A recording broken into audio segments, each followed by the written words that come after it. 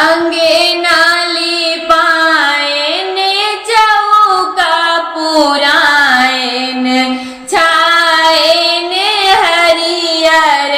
बांस जी छायन हरियर बांस जी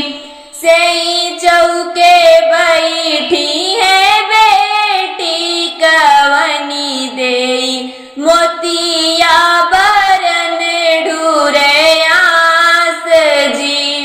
मोतिया बरन ढूरयास जी बहरे से आए हैं बाबा कवने रामा बेदिया पे भाए हैं ठाड़ जी बेदिया पे भाए हैं ठाड़ जी की तो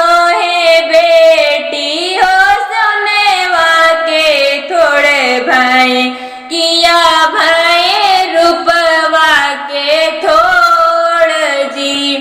की भय रूपवा के थोड़ जी की मोरी बेटी सुघर बरे सामर कहे गुना बेदना मलिन जी कहे गुना बेदना नहीं मोरे बाबा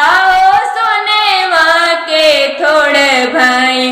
नहीं भाई रूपवा के थोड़े जी हम बाबा गोरे सुघर बरे सामर हम बाबा गोरे सुघर बरे सामर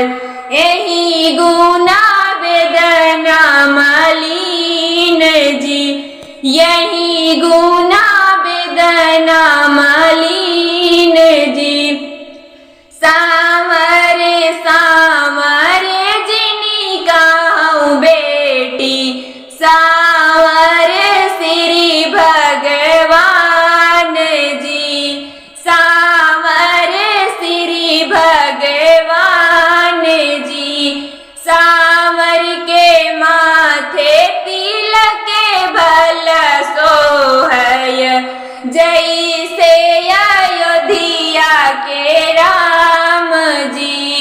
जैसे अयोध्या के राम जी